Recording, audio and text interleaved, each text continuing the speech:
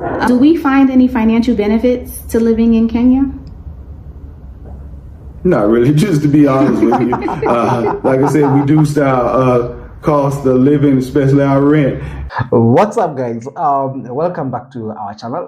This is Gideon from MPESA. So today we're gonna be reacting to that video of how the cost of living for this American couple called Saida and Jermaine. I hope I'm saying their names correctly. I'm gonna put the original video on the description box. So they're talking about how much they spend in terms of their rent and cost of living here in Nairobi, having come from South Carolina. I'm gonna be reacting as a local, as a real estate agent as well. I'm gonna be finding out, maybe is it overblown? Is it something that is for everyone? Is there any recommendations that I can give them, and for you as well, who might be interested to be relocating to Kenya? So this is come, and as we just review this video of Saida and Jermaine. This is Gideon from MPESA. Welcome. We talk about, by the way, in this channel, we talk about anything and everything living in Kenya, and particularly housing, because that's one of the biggest factors as when people talk about cost of living. So let's go. Now we're going to get into our Kenya bills, because this is what you guys came to the video for. You want to know exactly what we are paying for our Kenya expenses. And the total amount for our September budget is $3,165. We are going to try to come in at $3,165 or less. We would love for us to come in at less. So their total budget is $3,165. $3,165, which is quite a bit of a big amount in Kenya. Let me give you an example. If I have a couple of friends who are working in the banking industry, and in Kenya, a bank manager of one of the biggest banks is usually paid that amount, maybe $3,000 to maybe $3,500 at most. So, and you're expecting someone as a bank manager, someone has probably 2 cars, one for him or her, or the other way around. It's probably paying mortgage, and so it's not a small amount for a professional here. That would be amount which someone who is living either middle class or upper middle class. So put that in mind as we go through the other bills. All right. So let's start with rent, yeah? Our rent is basically $2,200 a month. You can find cheaper rent. We just found that this is the closest thing to our lifestyle before we left. We hear a lot of people on YouTube say they find cheaper things. I mean, we were in an Airbnb, it was cheaper, but the quality of living. Yeah, quality of living was different. So let's start first of all. That's quite a big amount, but let me just hear what they have to say, and then I'll react to that. We're back at this place. Yeah, I think for us, and you have to decide for you what it's going to be like. For us, we wanted to, especially like just being here, new back into the country, and then now living here full time and not here with our missions team or with a missions group. We wanted to be able to live very similar to how we live in America in terms of accommodations and lodging, because we do work from home, and noise was one of the things at the Airbnb that wasn't really conducive to us being able to work. So yeah, our rent is about $2,200 per month.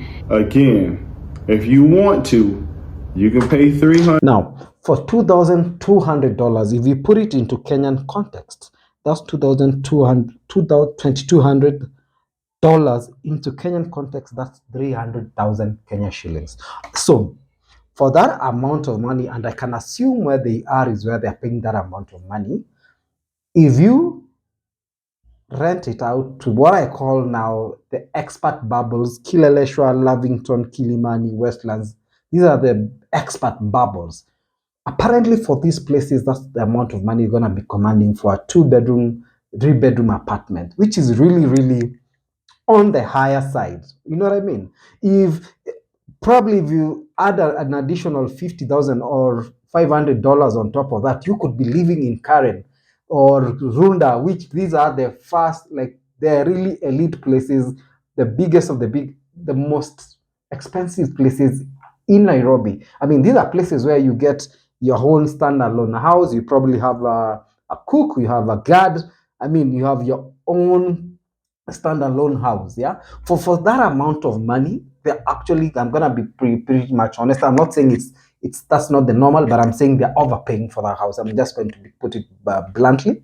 For 2000, I mean, for 2200 $2,200, you better be living in a standalone house, in a really quiet place, in a really serene, green place that is really well done. But other than that, if you're living in the apartment that I'm seeing, because this is probably an apartment, nah, you're overpaying for that money, amount of money. You're really overpaying for that amount of money. So, nah. Like hair care products if you go to the wrong store, or like medicines if you go to the wrong store. If you shop in the Westlands, something that should be saying they wanted to a place where it's a bit quiet. I mean, as you've heard, that's a place where you can clearly hear the motorbike, the motorbike. So it's not that serene either.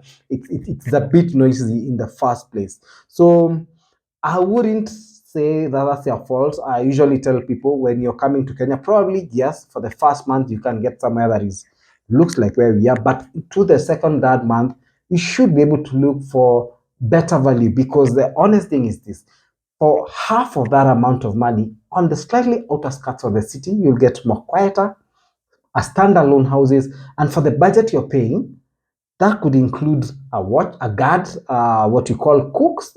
You could even get a driver. I mean, there's no reason why we should be paying that amount of money living in an apartment in Nairobi. I'm not saying they're not there, but I'm just saying if you do a little bit of research, and probably you can, my recommendation would be come here, get an Airbnb, and then look for the houses while you're here, and then probably get a local to help you look for the houses. Because what usually happens is when you go to the landlord or the tenants of these houses, once they hear that American accent, yeah, it's gonna double, or it's gonna be 2 times the real amount. But if you go with the local, chances are they understand the area. You're gonna get a fair shake or a fair deal. Good stuff. Let's. Again, if you want to, you can pay $300 and up. We just don't want to do it ourselves right now. So you have to make a decision when you come what you want your quality of life to be in. We're from South Carolina, so that's really not cheap for an apartment there. But if you're from New York, Boston, LA, something like that, then hey, it's a bargain for you. So as you're saying, you can get from anything from $300. Not saying you're gonna get a house for $300. Actually, come to think of it, in Kenya, someone who's paying $300 is actually the actual middle class in Kenya. So this not even like a raggedy house somewhere. It's like a really nicely, not probably like that's a really like a 2 to 3 bedroom apartment in some fancy area, not the probably upper middle class area, but somewhere still nice. That is about 50,000 Kenya shillings or $300. You're living in a fairly nice place, yeah. So, but if you're an expert, of course, and you want a certain life that is you're probably used to, I'll say the average price you should look for a really nice house is from the $600 to $700-800 maximum. So these are, and some of these places you're gonna have a pool, you're gonna have probably a gym. So you just need to do your due diligence. Next part of our budget is grocery budget, right. And the grocery budget is set at $400 a month, which is very close to our budget in America. Like when we combine groceries and restaurant budget here, it's very close to our budget in America.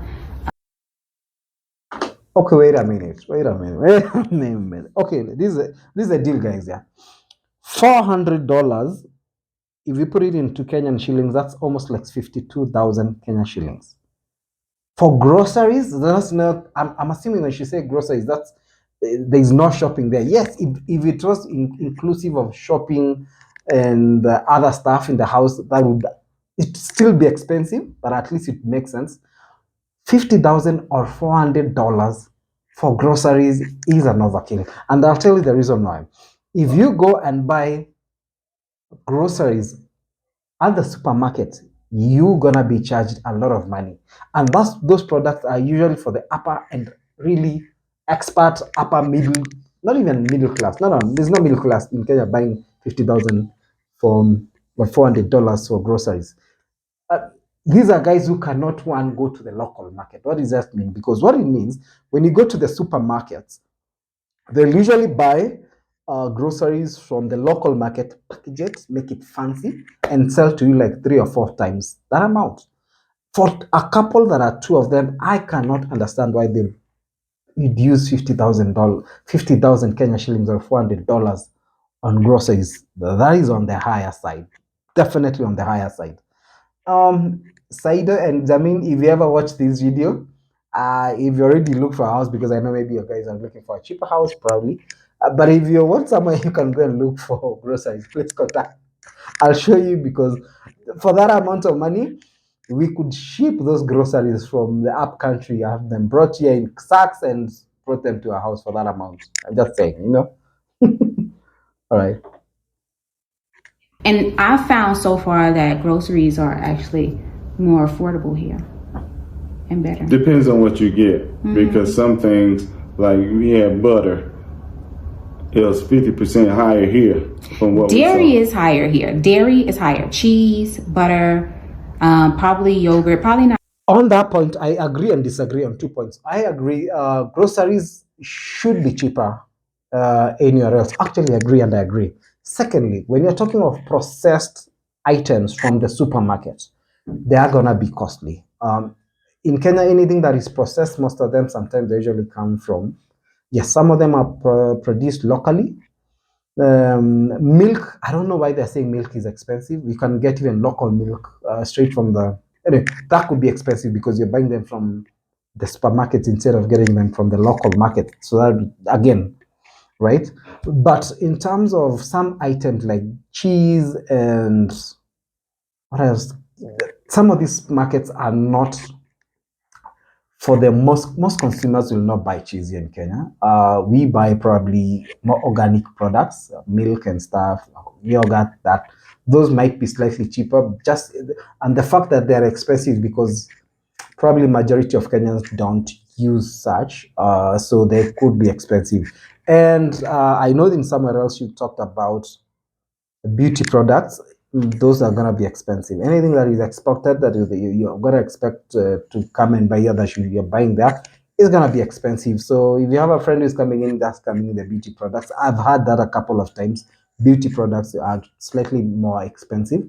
They're usually local beauty products, but probably the standards will not meet your standards. So the first thing we're going to talk about is our health insurance. We're paying $250 for the health insurance that covers all of our health care benefits outside of the US. We do still have our health insurance in America, but we also have health insurance that covers for any international incidences. And we cannot tell you whether or not it's good or whether it's reliable. We have not had to use it, thank God, and we hope to never have to use it. But with us being 50 and 47, it just makes sense for us to have insurance outside of the country. We're not like really young people. We want to make sure we're covered in case of any kind of incidences, right? Yes. Awesome. Yes, insurance. Insurance is very important for guys who are very probably even a bit older, not even older. Anyone, if you can't afford insurance, you should get. So this is something that actually I've done a bit of research. So there's no exact package for expats in terms of insurance in Nairobi. Probably they're coming up, but it's not there at the moment. However, you can take insurance, private insurance for like any other Kenyan. I know they usually go around for at least almost $1,000 per year, and that gives you access probably to the best hospitals around. I don't want to be I'll probably do an interview with an expert in that area. I don't want to be exact, but for the local person of which I asked, you'd pay at least $1,000 or less, $800 probably, $600 to $1,000 maximum for various packages. But I'll check on that. I don't want to comment on that so much. I'll probably have an expert do an interview with an expert for that. All right. Middle class person like coming from America to come here, it's not really cheap. I don't know where they got this idea. I think it can be cheap. It's just according to what you want. Like they have cheap They have expensive. You can get in a place $5,000 a month if you want to, but we just find for us that's not where we are right now. This is a nice place. I would like cheaper. Thank you. Now we're going to talk about what the gentleman, I think, Jermaine has really put it very well. This is the thing. It could be as expensive as it can be, or it could be as cheap as it can be. So you probably don't want the cheapest and you don't want the highest. Can you find a middle ground? There is a middle ground in Kenya. There is a budget where you can be able to live in a really nice area, go for and adjust a bit to some of the things. I know going to the local market might be a hassle for most, but if you get used to it, I mean, it's not that hard because at least 80 to 90% of the population goes to the local market. That the other 10% that can be able to afford groceries in the supermarkets, those are the ones who are buying that. Yeah, you know what I mean? Or if you can't afford, but you can be able to live in a fairly budget-friendly budget-friendly budget. Yeah. If you do a bit of research, and I know everything is not going to be the same like in the US, but if you really give it a try, you would actually be surprised what you can squeeze your back from. Ride share. So we budgeted this month $150 for ride share. I think we're paying on average about $5 a day using Uber. All right. Now there is cheaper options. We could use Boda. And Boda is just a motorcycle taxi. We could also use Matatus, which is the public bus. But right now we're using. Right on point. So Transporter is actually a bit fairly cheap here in Kenya. They're using at least $150, which comes to Kenya shillings. How much I've written it? Almost 20,000, which is quite fair for guys who are just using Ubers. There's actually a cheaper rideshare called Bolt. So you can be able maybe to shave off at least another 10%. Might be is not as efficient as Uber. If you go and use public transport, you can assume you've slashed that to a quarter of what they are using. However, they can be a bit of a hassle. But if you get someone shows you, so for most guys who are in Kenya, this is what we usually do. If you're not having your car, you usually do a mix of both. So for some places, you can just use public transport. If you're going somewhere that is a bit far off, you use public transport to get as near as possible, and then use an Uber just to maneuver around. There are some places in Kilelesha where public transport doesn't go there, so for that you use the Uber. But to get there, probably you're coming from Westlands or town, just use public transport, and when you get somewhere it is close that where the public transport can't get you, then you can get an Uber. So if you do a mix of both, you can be able to slash that cost to almost a half. And the other expense is going to be restaurant expenses, which we budgeted at $150. And the restaurants here are cheaper. A lot of times, yeah, the food for the most part is better quality. Just to be honest with you, more natural ingredients. Right on the money. You have to set a budget. So this again is like rent. It can be as expensive as it can be. Nairobi has some of the top hotels you can experience, or you can go natural. Like if you eat what the local people usually eat, you can slash that budget to a quarter. This is what I usually say. Natural Kenyan food is very bland for most Americans. Even ourselves, we know that it's very bland. However, you can get almost any type of food in Kenya. Thailand, Vietnamese, Nigerian, you can get any other type of food. So there's a variety of food. But I usually tell people Kenyan food is very bland, but it's very healthy. In fact, I've had a couple of Americans say when they come to Kenya and start eating, they take time for your palate to get used to the Kenyan taste. But once you do, you actually lose a lot of weight because you're eating natural foods, which might not necessarily be the most tasty because they don't have any other additives. And that's what I usually tell people. That's the best sort of food, you know? All right. Yeah. Our data plan. We're using Safaricom. We tried Airlo, which Airlo is nice, but Safaricom for Kenya is probably a better option. You get a little data, and you also get airtime, text, things like that. And we're paying $14 a month for both of us, so that's a no-brainer. So data Any in other- Kenya, very true. Data in Kenya, we do have very good internet. From what I hear other people say, we do have very good internet. We do have affordable internet, and we do have a number of options in terms of internet. In fact, right now, when you have this Elon Musk Starlink coming in the market, that's gonna even drive internet speeds prices even lower. But there's consistent internet that should not be an issue here in Kenya. So my overall advice is to guys who are coming to Kenya, just do your research. This is what I do. You can come to Kenya. If you can get an Airbnb in Kenya, just come and then have a local like me help you do your research, get a house. Some of these houses also, I have to say, probably they're also furnished, which also almost doubles up the amount of money then they are paying. So my thing is come to an affordable. Yes, you can use an Airbnb. Then from there you can get a house and just furnish some of those products. Get a chair, get a bed. You can do that, and I'll tell you the amount of you'll use probably a quarter of these guys, a quarter of the amount these guys are paying for the rent, and for the amount of money they are paying. If you're comfortable paying that, that's very well. Then at least I could say for that amount of money, 300,000, you can get a cook. You should definitely be having a driver for that amount of money, and you should definitely be living in a standalone house in a very serene environment. So that's my thoughts. If you have any comments, guys, come on, I want to hear them.